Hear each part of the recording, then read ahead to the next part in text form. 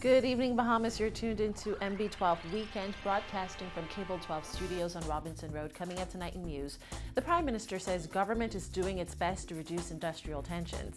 The family of a murder victim unhappy with his killer's sentence. The former Deputy Prime Minister hits out at government for the delayed constitutional referendum. Plus, 5 developmentally disabled join the team at Bahamar. I'm Paige McCartney. We've got those stories and more straight ahead on NB12 Weekend.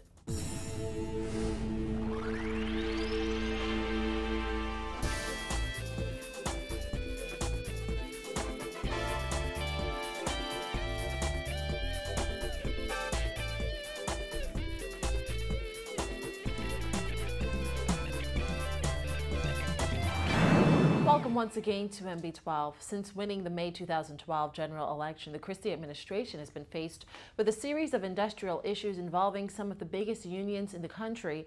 Prime Minister Perry Christie recently acknowledged the issue, saying his government is doing what it can to meet the needs of the thousands of workers across the country. Jasmine Brown has more in this report.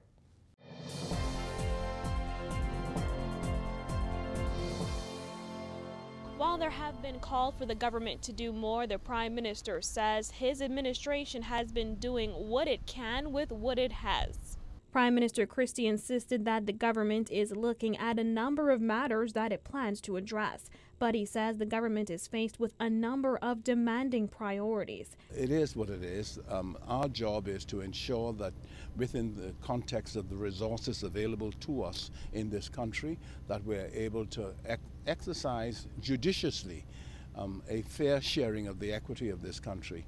And there's so many demanding priorities. The Prime Minister says a part of the issue is the fact that the Bahamas is still feeling the impact of the global economic downturn. He called on workers to be a little more patient with the government. We hope that the workers of the country fully understand the dilemma the government has as we're trying to come out of a really wicked recession and its impacts. Over the summer, tensions between the government and unions boiled over when several unions banded together and hundreds of members carried out industrial action. Still, Christie says he is confident the Bahamas will rebound based on the positive investment climate. He says with money flowing into the country, the government will have more funding to meet the needs of workers. Moving forward, I've always indicated that based on the levels of investment, based on the levels of transformative work the government is doing, I'm very optimistic about our future. Reporting for NB12, I'm Jasmine Brown. Well, family members of Alfred Monroe, who was murdered early last year, are expressing their disappointment with the outcome of the case of his killer, who was sentenced earlier this month. And they say after nearly 2 years, their hearts still ache for their loved one. Our Simone Davis spoke with those family members. Here's her report. Family members of Alfred Monroe, who was killed outside of his home on January 2013, say they can't fathom why a family friend and neighbor would want to take his life. It's still hard for me to get over because no one could get between me and Ali. We always used to spend the night and everything together. We used to laugh and talk and everything. Everywhere you go, I used to be right behind him. Monroe's aunt said she was like a mother to Monroe because he lived with her his entire life. She said what hurts his family the most is that his death came 6 weeks after his mother's death. It hurt us because we always crying and thinking about him, and it happened 6 weeks between him and his mother's death. So we still feeling it. The only thing I do for him is born him. Everything else, it was always me take care of him. Even when his mother was living, it's always me take care of him. Any problem here, we come talk to me, say, Auntie, don't tell my mommy. And I say, okay. And it just hurts. I don't like how the court going down with that. 23-year-old Fritz Guilans was originally charged with the murder of Monroe on January 26, 2013, following an argument that occurred between the two, which led to Guilans shooting Monroe.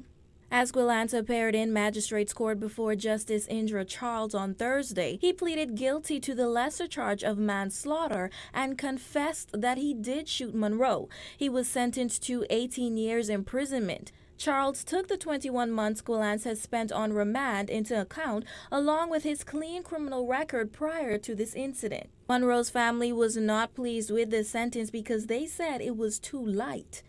18 years. I ain't satisfied. I can't see Ali no more.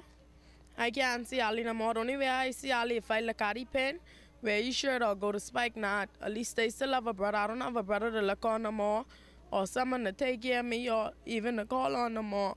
A family friend said although he understands that the law is the law, his hope is that the crime and violence in their neighborhood is reduced as soon as possible. He says the entire incident was completely pointless and just petty. Two Chop Corner has always been a community-minded community for over 30 plus years.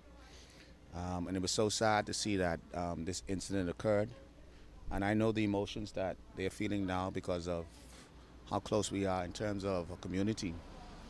And I understand their frustrations of it because Ali was a well-liked person and everybody through the community always wanted to, be each other's keeper. Based on the circumstances that has happened, it is a sad event, but this community has always pulled together. This community has always come together. Ali was like a son to me. I mean, like the whole community, they look up to me. The things that are happening around the area, around the whole community, it excites me. You see, because in my whole time growing up, I listen to the old people and everything. So anytime something happens, no matter good or bad, they can say, well, Star and be there. So when things happen, I see the brothers born and grow through this area, fighting amongst one another, killing up one another, harming one another. We ain't saying nothing good about one another. That kind of burns me up because what happened that night, it didn't have to happen. Monroe was 25 years old at the time of his death and worked as a carpenter. He left behind a 5-year-old daughter. Reporting for NB12 Weekend, I'm Simone Davis. Former Deputy Prime Minister Brent Simonet suggests leaving out controversial question number 4 from the constitutional referendum could be a good way to deal with the gay marriage fears surrounding that amendment. Simonet recently spoke with NB12, hitting out at government for the continued delays with the constitutional referendum, which he says he supports 100%. Dana Smith has that story. Reaffirming his full support for all 4 of the constitutional amendment bills, Simonet questioned if the Christie administration is simply scared this referendum will fail, much like last year's gambling referendum. He also offered his own suggestion on how to deal with the same-sex marriage panic concerning question number 4. I think they're scared. They're scared that if they go out on this one and lose, it's a real problem. They went out on the referendum, I have no horse in the race, and I lost it. It'd be very embarrassing for the Progressive Liberal Party. Matter of fact, it'd be almost to the point where a second referendum, they should think seriously about going to a general election. The constitutional referendum seeks to place Bahamian men and women on equal footing in matters of citizenship, and it's already been delayed several times by the Christie administration, who said it will not move ahead with the referendum unless there is unanimous bipartisan support. Last month, leader of government business and National Security Minister Dr. Bernard Nottage said even if Bill 4 were to pass in the House of Assembly with 3/4 majority, a public perception that the opposition is seriously divided on the issue could be created if close to half of its House members vote against it. Question 4 will make it unconstitutional to discriminate based on sex. Hitting out at Nottage for his remarks, Simonet also suggested government could potentially leave out the 4th question and move ahead with the first 3.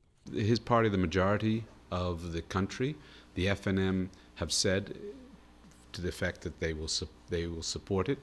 Maybe he knows full well that he said he'd support it, and then he turned around and voted against the last one. So, most of the people I talk to are in favor of certainly 1, 2, and 3. And when you explain the question 4, they seem to understand it and they'll go for it. But I think there still is that fear in the 4th question. But you can go ahead with the referendum with just the first 3. It's not an all or nothing. Simonet, however, stressed he is in full support of all 4 of the referendum questions. He said it's a shame question 4 was hijacked by gay marriage fears, and although government may be scared because question 4 has been blown out of proportion, the government nonetheless needs to push forward with the referendum. I would hope they'd go with 1, 2, 3, and 4. but don't have this hype. And in this day and age, to have a Bahamian woman who's married have a child for a foreigner outside the country, and that child is not Bahamian, we should have voted for that the last referendum. I still don't understand that, but we should correct that one, definitely. And we should correct any discrimination against men and women under the Constitution, which is question 4. We're not legalizing same-sex marriages. I don't know, we know where that came from. Reporting for NB12 Weekend, I'm Dana Smith.